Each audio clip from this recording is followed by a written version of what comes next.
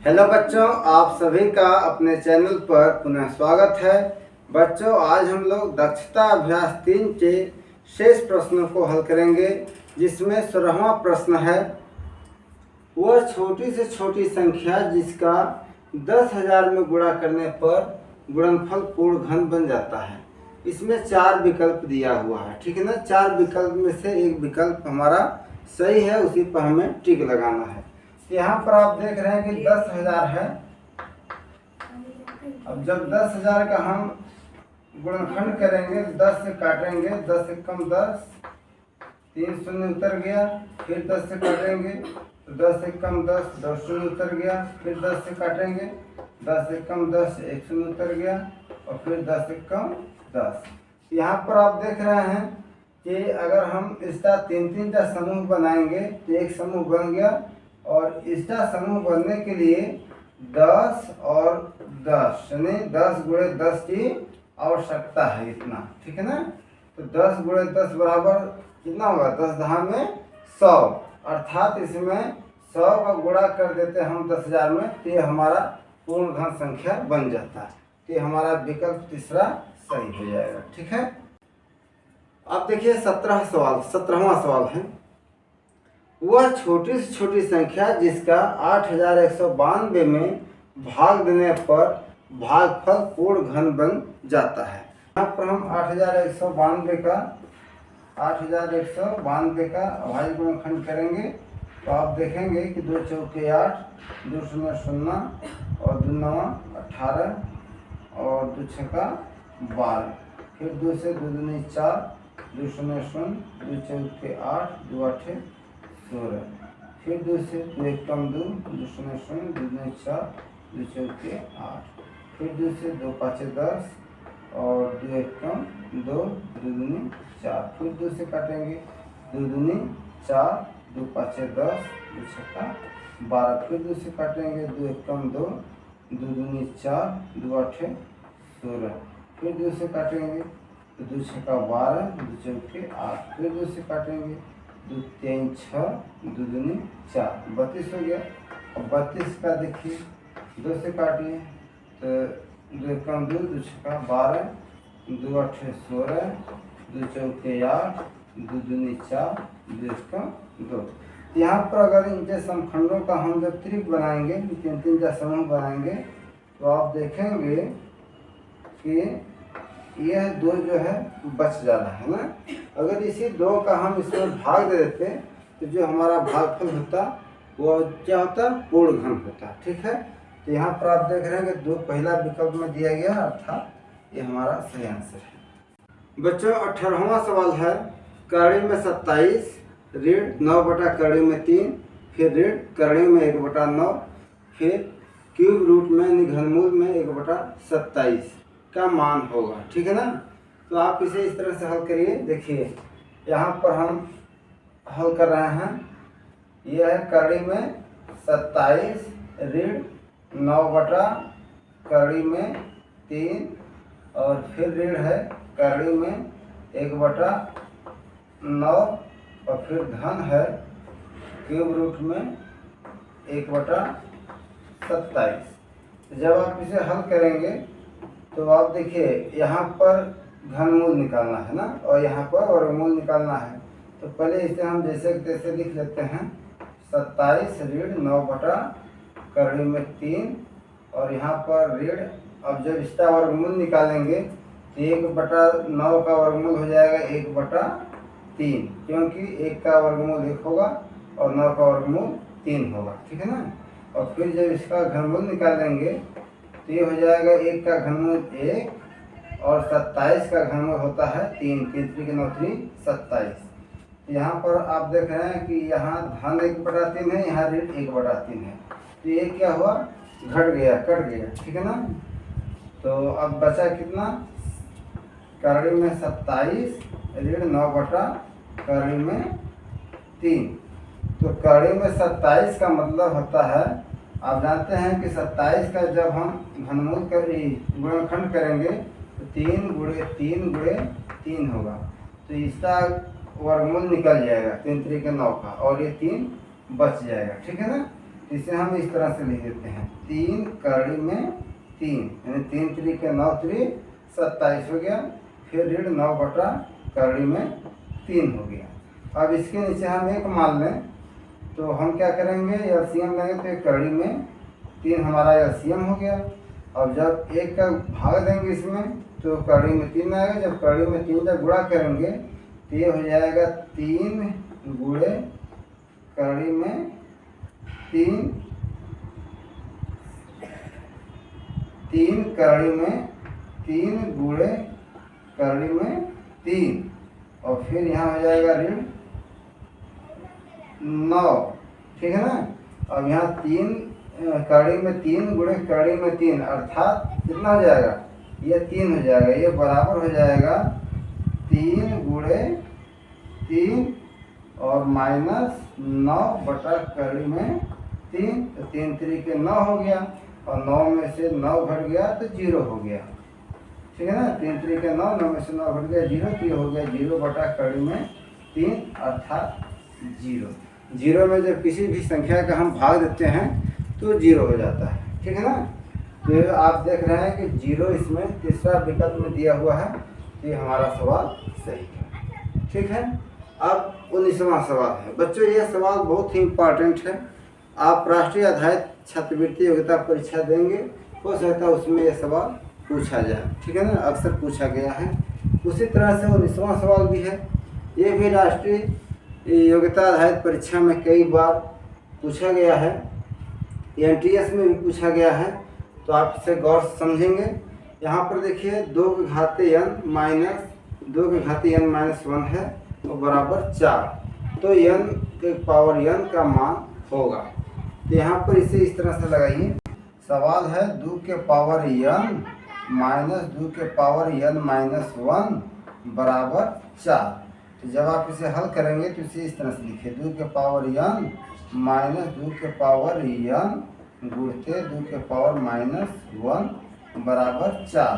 क्योंकि आप जानते हैं कि 1 के पावर n गुणे 1 के पावर n होता है, तो ये हो जाता है 1 के पावर n प्लस n, ठीक है ना। तो यहाँ पर हम इसे 2 के पावर n माइनस 1 को हम इस तरह से तोड़ दिए, देखिए दिखा दे रहे हैं। जैसे 2 के पावर n और गुणे 2 के पावर माइनस 1 कर दिए। यहाँ पर आप देख रहे हैं कि बेस दोनों का सेम है, तो गुणा में क्या होगा, पावर जुड़ जाएगा।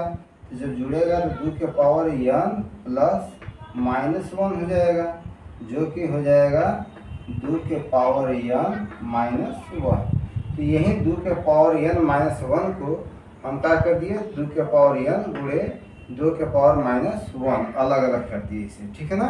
अब यहाँ पर आप देख रहे हैं कि 2 के पावर n यहाँ पर भी है और 2 के पावर n यहाँ पर भी है, तो हम इसे कॉमन ले लेंगे। 2 के पावर n कॉमन ले लेंगे, ये हो जाएगा 1 और यहाँ पर ऋण हो जाएगा।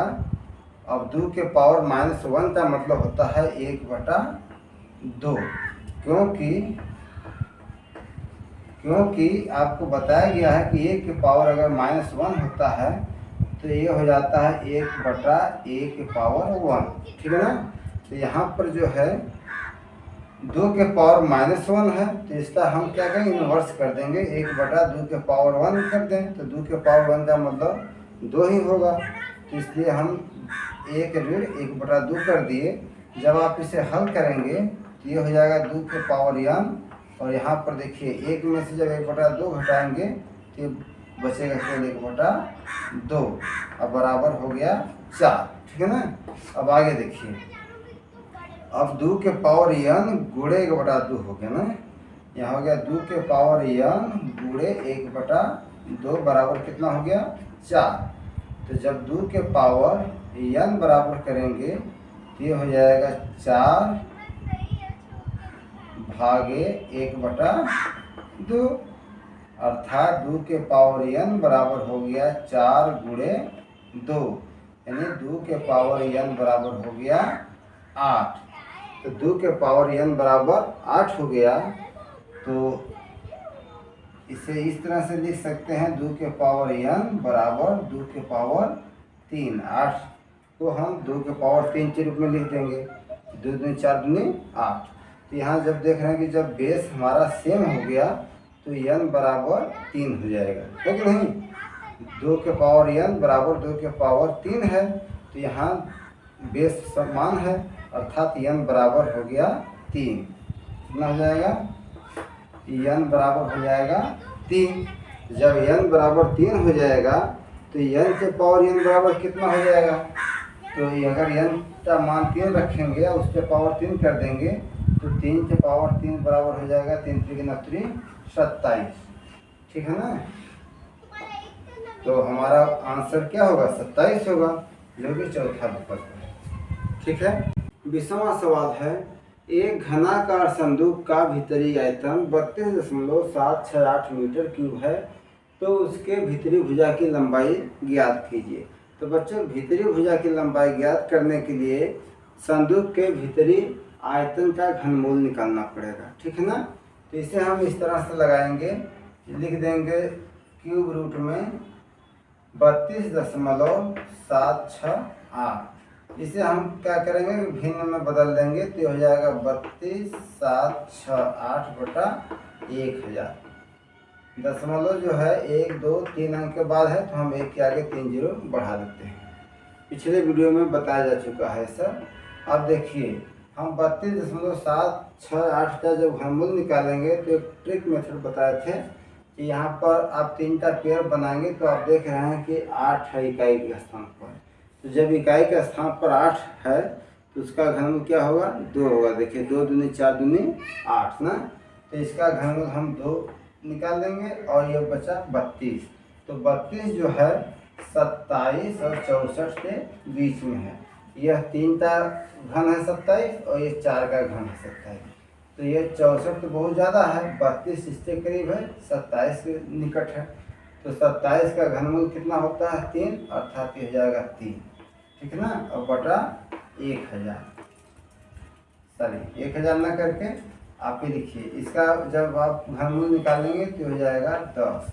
ये बराबर हो गया 3.2। आपका घन जो है आयतन मीटर क्यूब में है, ये भी मीटर हो गया। 21वां सवाल है, एक विद्यालय की प्रत्येक कक्षा में घनाकार कूड़ादान रखा गया है जिसका आयतन 27,000 घन सेमी है, तो कूड़ेदान की एक भुजा ज्ञात कीजिए। तो बच्चों, यहाँ पर भी अगर कूड़ेदान की भुजा ज्ञात करनी है तो हमें कूड़ेदान का जो आयतन है उसका क्या करना होगा, घनमूल निकालना पड़ेगा। तो हम 27,000 का घनमूल निकाल देंगे इस तरह से। तो शार्ट मेथड हम बता रहे हैं, जैसे हम 3 का अगर समूह बनाएंगे तो एक समूह बना और ये 27 बचा, तो इस समूह से हम 0 ले लेंगे और 27 किसका घन है, 3 का घन है, अर्थात 27 का घनमूल 30। अब यही आपका घनमूल निकल गया बराबर 30 सेमी। या आप 27,000 के इस तरह से गुणनखंड करके निकालिए। तो आप देख रहे हैं कि यह 2 से कटेगा, बहुत लंबा प्रोसेस करना पड़ता है। चलिए दिखा देते हैं। 2 एकम 2, 2 3 6, 2 5 10, फिर 2 से करिए, 2 छक्का 12, 1 बचा, 2 7 14, 2 5 10, फिर देखिए 2 से कटेगा, 2 3 6 और 2 3 6, 1 बचा, 2 7 14, 2 5 10।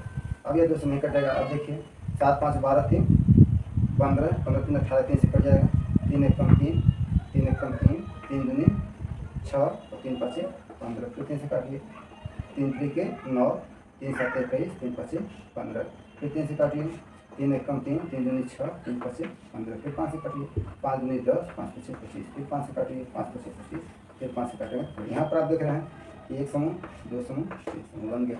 अब इसे आप इस तरह से भी लिख सकते हैं, बराबर करली क्यूब रूट में 2 गुणे 2 गुणे 2 गुणे 3 गुणे 3 गुणे 3 गुणे 5 गुणे 5 गुणे 5। तो यहाँ पर देख रहे हैं 1 समूह 2 समूह, इस तरह समूह बना दिए। हर समूह से एक एक लेंगे, 2 गुणे 3 गुणे 5 बराबर हो गया 2 3 6 5 के 30 सेंटीमीटर। आयतन घन सेमी में है, तो हमारी लंबाई जो होगी सेमी में होगी, ठीक है बच्चों। 22वां और अंतिम सवाल है, एक बाग के कोने में बाग की साफ सफाई से निकले खरपतवार से कंपोस्ट खाद तैयार करने के लिए एक घनाकार गड्ढा खोदा गया है। गड्ढे से खोदी गई मिट्टी का आयतन 10% बढ़ जाता है, जिसे किसी ट्रैक्टर ट्राली में उसकी धारता के अनुसार ठीक ठीक भरकर कुल 5 बार में बाग से बाहर ले जाया जा रहा है। यदि ट्राली की माप 2.75 मीटर गुणे 2 मीटर गुणे 0.625 मीटर हो तो खोदे गए गड्ढे की गहराई ज्ञात कीजिए।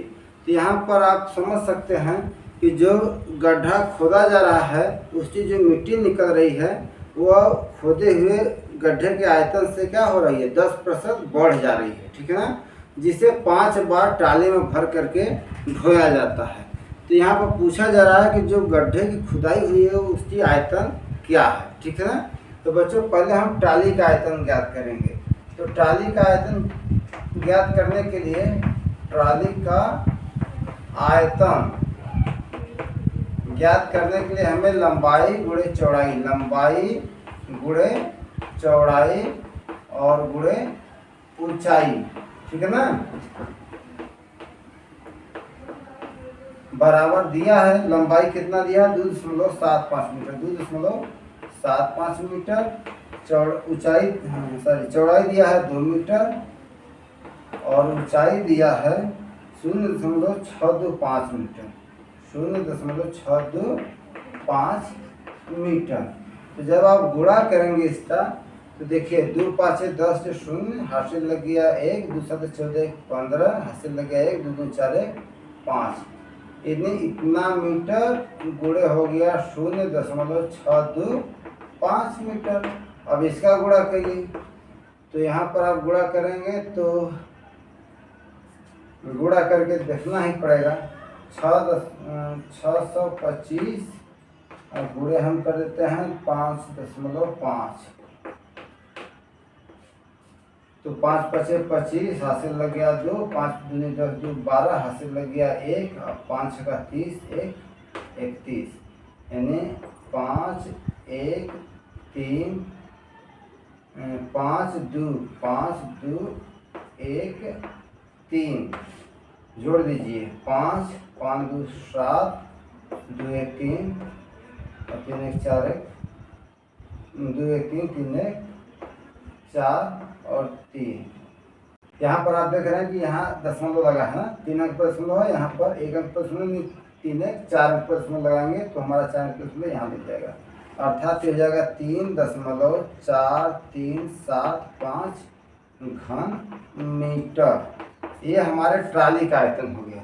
ये एक ट्राली का आयतन हुआ ना, और 5 बार ढोया गया है तो कुल आयतन कितना हो जाएगा। तो इसमें हम 5 का गुणा करें, 5 ट्राली 5 खेप लगाया गया है ना, तो यहाँ पर हम 5 का गुणा कर देंगे 3.437 गुणे हम 5 कर देंगे तो बराबर हो जाएगा 5 5 25 हासिल लग गया 2, 5 35 2 37 हासिल लग गया 3 और 5 3 15 3 18 हासिल लग गया 1 और 5 चौका 20 1 21 हासिल लग गया 2, 5 3 15 2 17। अब 4 अंक पर दशमलव लगा दीजिए तो 1 2 3 4 17.185 घन मीटर हो गया। अब 17.1875 घन मीटर जो है ये क्या है, यह 10% बढ़ा हुआ दर है कि नहीं। जो मिट्टी है, मिट्टी ट्राली का आयतन बराबर मिट्टी का आयतन हो गया, तो ये जो खोदी गई मिट्टी है उसका ये आयतन है जो कि 10% बढ़ा हुआ है ना। तो हम इस तरह से लगाएंगे, चूँकि 10% का मतलब क्या समझते हैं, 10% का मतलब होता है कि अगर 110 घन फीट या 110 घन मीटर खोदी हुई मिट्टी है तो आपकी गड्ढे की गहराई कितनी होगी, 100 घन मीटर, ठीक है ना। तो यहाँ पर देखिए ऐसे दिखेंगे, 10% वृद्धि का मतलब समझिए कि 110 घन मीटर यदि मिट्टी है तो गड्ढे की आयतन होगी, तो गड्ढे का आयतन बराबर 100 घन मीटर, ठीक है ना। यही 10% वृद्धि है। तो इसलिए अगर 1 का निकालेंगे तो ये हो जाएगा 100/110। इसलिए हमारा आयतन खोदी हुई मिट्टी कितना है 17.1875। तो 17.1875 है, तो इसके बराबर हो जाएगा 100/110 गुणे 17.1875। अब देखिए एक शून्य से एक शून्य कट गया। अब जब भाग देंगे 11 का, पहले हल कर लेते हैं। तो 1 अगर 10 का जब गुणा करेंगे दशमलव यहाँ आ जाएगा, 171 हो जाएगा ना, तो हो जाएगा 171.875/11। अब 11 का भाग दे दीजिए, 171.875 भागे 11। तो देखिए 11 1 11, 6 बच गया। अब 11 छक्का 66 नहीं जाएगा, 11 बचे 55, 6 बच गया। 11 में 5 घटा 6, फिर उतर गया ये दशमलव यहाँ चला गया, फिर उतर गया 8, 11 छक्का 66, 2, फिर उतर गया 27, 11 दूनी 22, 5, 11 25, ये 15 हो जाएगा 15.625 घन मीटर। तो बच्चों यह खोदे हुए गड्ढे का आयतन हो गया 15.625 घन मीटर। अब हमें गहराई निकालना है गड्ढे की, ठीक है ना। तो गहराई बराबर हो जाएगा इसका घनमूल 15.625 का हम घनमूल निकालेंगे। इसे हम भिन्न में कन्वर्ट कर देंगे तो 15,625 बटा हो जाएगा 1000 बराबर। और 15,625 का आप घनमूल निकालेंगे तो ये इसके बराबर होता है 25 गुणे 25। आप भाई खंड करके देखिएगा, और इसका हो जाएगा 10 गुणे 10 गुणे 10, तो बराबर हो गया 25/10 बराबर हो गया 2.5। और यह मीटर में है, यह भी 2.5 मीटर होगा। यही हमारा आंसर होगा, ठीक है ना। तो बच्चों आज बस इतना ही। यह हमारा दक्षता अभ्यास का पाठ समाप्त हुआ। अब मिलेंगे नेक्स्ट वीडियो में, तब तक के लिए आप सभी को बहुत बहुत धन्यवाद।